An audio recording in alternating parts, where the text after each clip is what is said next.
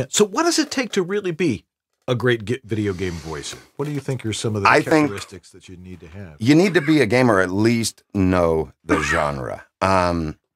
It's funny. I went in and did a gig up in Vegas, and every time it's a new client, they obviously feel like they have to explain to you what's going on. Now, this game in particular was emotes. There wasn't one word spoken. And immediately I knew what we were going to do because I've done this a million times.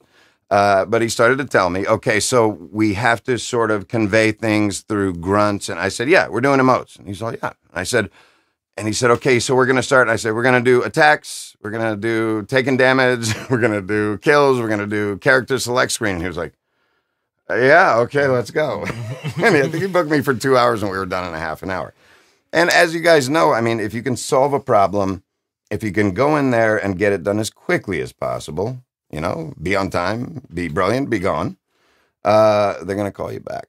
And certainly grasping the fact that you'll never do ensemble stuff. And if you do, it'll be the exception that proves the rule. You're never going to be able to bounce off another actor the way you can in other genres of VO and obviously on-camera stuff.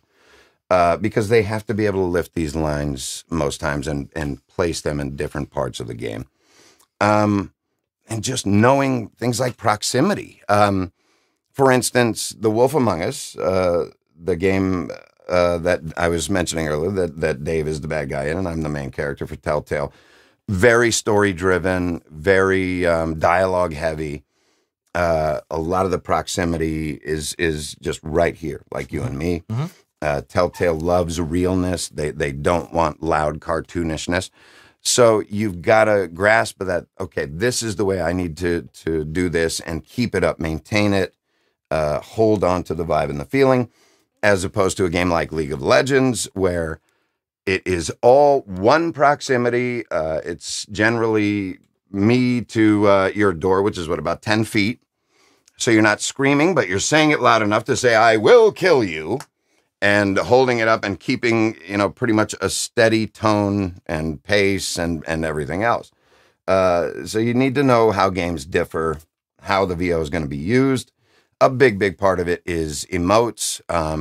You have to be able to know your instrument. I hate saying that, but it's true. Hey, you have to know your instrument enough to know how far you can push it. Right.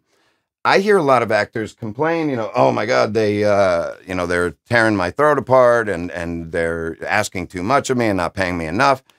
But the problem is, if you open your mouth and you say, okay, if you guys want me to give you a great performance, and you want me to come out of here saying I had a great experience with you, you want everything to go smoothly, let's not do ABCs of me on fire jumping off a building. Let's do one. All right. If I don't get it, fine, we'll do it again. And then it's up to you to know just how far to push it without destroying this. Yeah. Very interesting. Now you're starting to coach now too, and you're teaching